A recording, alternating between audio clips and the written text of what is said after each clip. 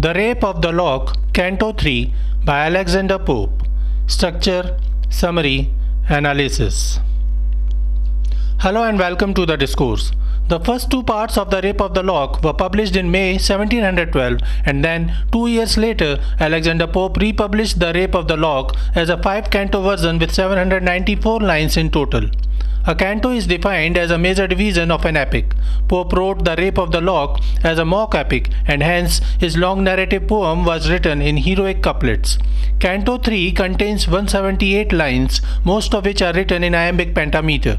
The irony, juxtaposition, Zeugma, simile, allusions to Greek mythology and to Milton's Paradise Lost, and personification are the major literary devices used in the metaphorical satire by Alexander Pope. Summary of The Rape of the Lock, Canto 3, lines 1 to 24. The third canto begins as Belinda's boat arrives at Hampton Court. Pope describes Hampton Court as the prime location where Queen Anne does sometimes counsel take and sometimes tea. It is a majestic place of political importance where Britain's statesmen deal with matters at home and abroad. The first 8 lines are suffused with Zeugma, offering two parallel words existing side by side. It is the place where the Queen and her courtiers often discuss the most serious issues involving the words politics, business, and wars. It is the same place where Belinda visits to attend the party, which is the hunting ground for her to enslave men. At Hampton Court, Queen Anne sometimes takes counsel and makes decisions for dooming the fall of foreign tyrants. Some other times, she enjoys teas and parties. There's hardly any difference between the two for the politicians of England. The British statesman, Pope says, considers both equally important. Pope is much more respectful towards Queen Anne, while he ridicules the statesmen who appear to be more indulgent in nymphs of home, like Belinda. The nobles and gentry who hang around the Queen's court are partying, ogling, flirting, eating, and generally making intrigue. Pope describes the court as the epicenter of rumor mongering and gossiping, and says at every word a reputation dies.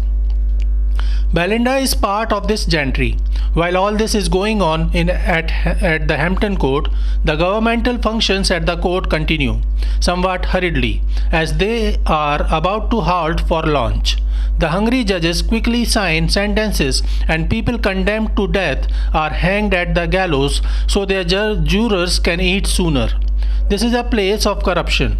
Hungry is a metaphor demonstrating that this is a place in which personal greed is placed above justice or empathy. The judges, juries, merchants, and the idle rich get ready for dining, ogling, and flirting within time as they finish their work at their toilet or dressing table. Their jobs and duties matter little against the charms of the nymphs looking to hunt them at the party. Lines 25 to 100. Lines 25 to 100 describe the card game Ombre, which was a very popular card game of Pope's day, where players win by taking tricks. Pope uses personification to enliven the cards as they represent the armies fighting each other in mock epic combat with the opposing players as the general-in-chief. And that is the extended metaphor of this part. The face cards seem like living kings, queens, and jacks commanding an army of numbered cards. Classical epic poetries always depict spectacular battles between clashing civilizations involving both mortals and gods. The battle at Hampton Court involves cards, humans, and sylphs.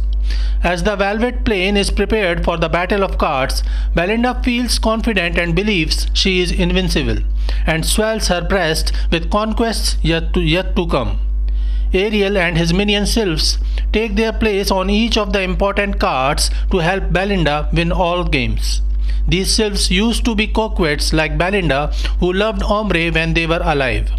Belinda's cards draw forth to combat, and she declares that spades will be trumps.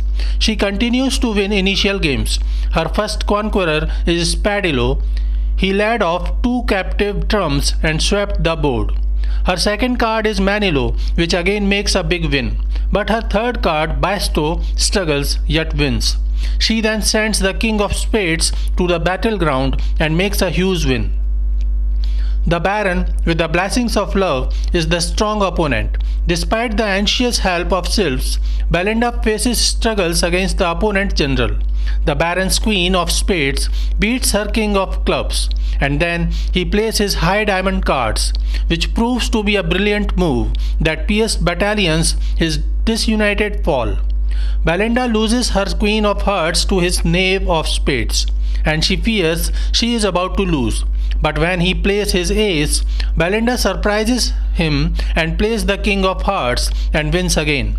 As the invincible warrior, Belinda roars and celebrates her success. Lines 101 to 124. The narrator then laments that these thoughtless mortals know so little of the future. Belinda is careless and unaware of the impending disaster that will come on this victorious day, and Belinda's honors will be snatched away. A girl's virginity and chastity are often compared with her reputation or honor. Pope continues the sexual innuendos and makes it sound as if Belinda will lose her virginity forcibly, though it is not clear yet what lies in her fate. The Ombre ends with a thumping win of Belinda, and then the party guests gather around the coffee and tea tables. Before the age of exploration, the main drinks of Britain were water, wine, and beer. But the conquests in America, China, and India made the Europeans aware of the tastes of coffee and tea. These were exotic and very precious items back then. Pope makes use of periphrases to indirectly refer to those exotic items meant for the highly rich party at Hampton Court. Barry's crackle are roasting coffee beans, and the grateful liquors are coffee and tea. Pope introduces irony as the party members enjoy some rare, exotic things. They feel they control all the altars of Japan and China's earth, suggesting the expansion of colonies under the British Empire.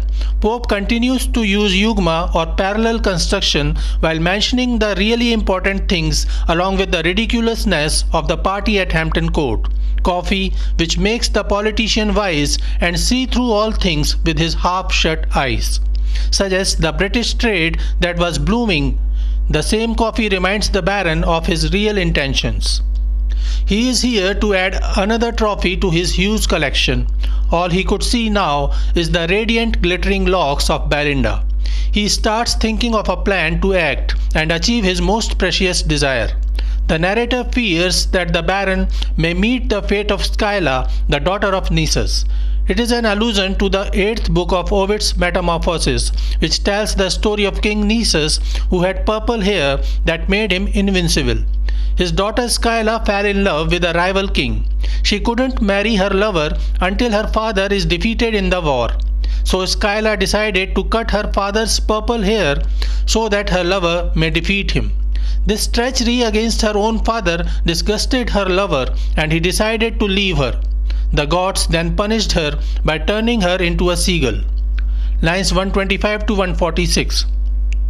Pope introduces Clarissa in line 127. She is a friend of Belinda and an accomplice of the Baron. She pulls out a pair of scissors and offers them to Baron. Pope juxtaposes the scissor with the sword of a knight and offers a simile of Clarissa, likening her to the ladies in romance, who prepare the knight with the weapon before he goes to the battleground. The contrast is that a knight of King Arthur would remain ready to give up his life to defend a woman, but the Baron seeks to steal from and humiliate a woman. The Baron moves to the back of Belinda, aiming at one of her locks that he desires. However, he couldn't escape the careful eyes of the sylphs protecting Belinda. They try to warn and save Belinda by fiddling with her hair and twisting her earring 3 times. But each time, when Belinda turned and looked back, the Baron expertly got away from her eyes to come back and aim at her lock again. Sylphs couldn't tell a word to Belinda, as their voices were no more than singing zephyrs. Clarissa's assistant to the Baron in his nefarious task shows the rivalry among the women that Pope explores in the poem's sexual allegory. Clarissa willingly participates in the metaphoric rape of Belinda despite being her friend.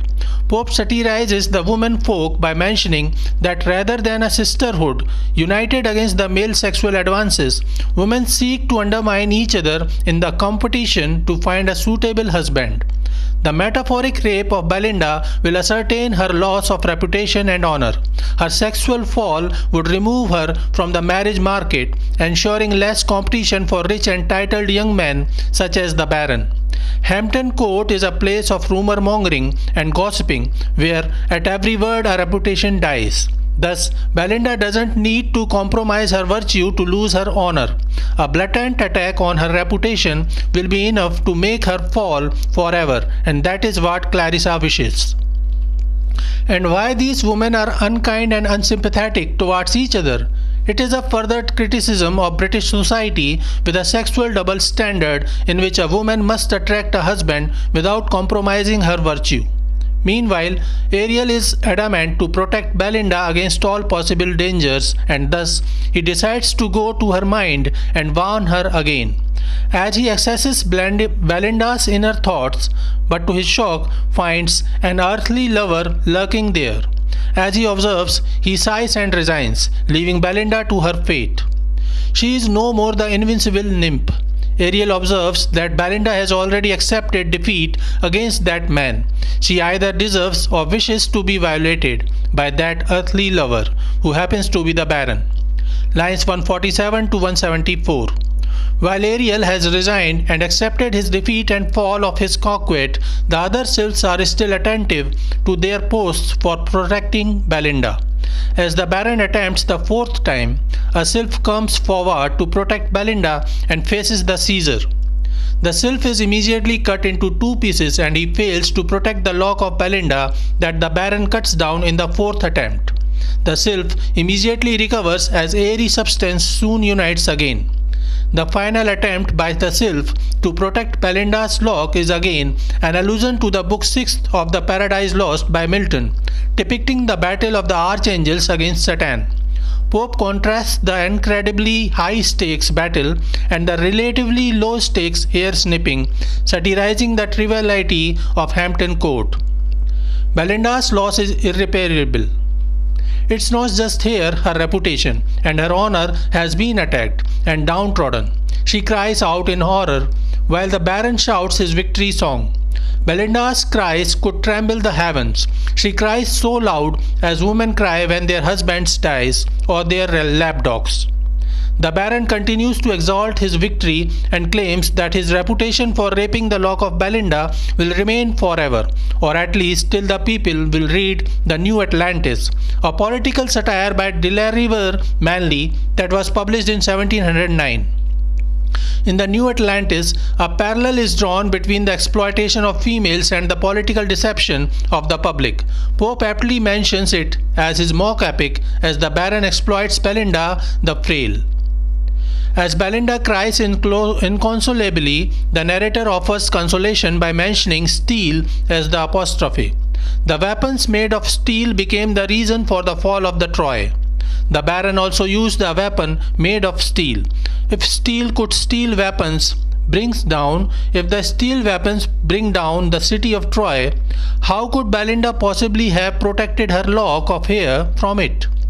The narrator tries to console Belinda in the last lines. So this is it for today. We will continue to discuss the history of English literature. Please stay connected with the discourse. Thanks and regards.